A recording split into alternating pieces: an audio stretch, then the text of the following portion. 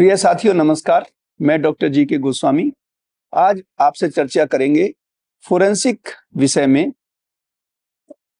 किस प्रकार से जो प्रोसीजर्स होते हैं उनकी क्या महत्वपूर्ण भूमिका रहती है, और इस बिंदु पर इसलिए भी चर्चा करनी जरूरी है कि कुछ हाल ही के वर्षों में और अभी पिछले कुछ दिनों में भी कुछ ट्रायल कोर्ट्स जो विभिन्न स्टेट्स में उन्होंने ऐसे जजमेंट दिए हैं जिससे ऐसा प्रतीत होता है कि फोरेंसिक एनालिसिस में प्रोसीजर का कोई बहुत महत्वपूर्ण स्थान नहीं है। तो इसे समझने के लिए जरूरी है हम ये समझें कि फोरेंसिक विज्ञान या फोरेंसिक एविडेंस क्या है।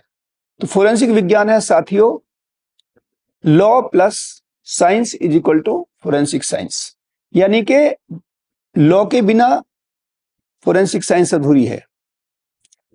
मियरली साइंस का अध्ययन ही फोरेंसिक साइंस को कंप्लीट नहीं करेगा।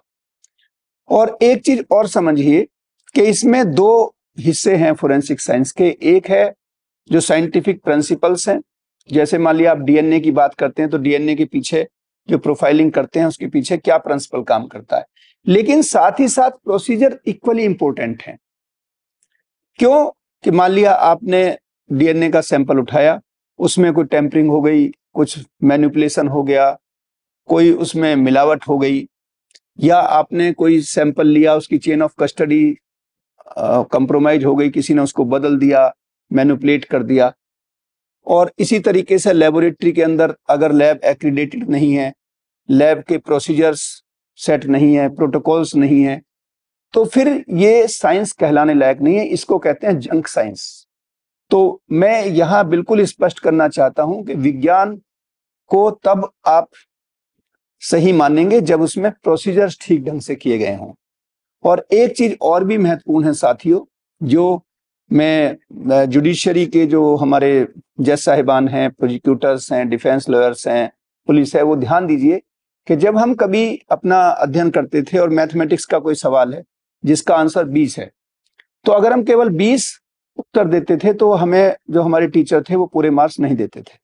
लेकिन अगर हम उसका प्रोसीजर देंगे और तब हम उसका उत्तर लिखेंगे तब हमें मार्क्स मिलते हैं। उसी तरीके से अगर हम फोरेंसिक रिपोर्ट बनाते हैं तो उसके प्रोसीजर देने चाहिए, और ये जो हमारी सेक्शन 39 है हमारे भारतीय साक्ष्य अधिनियम की, उसकी आवश्यकता भी है, ये एक रिक्वायरमेंट है।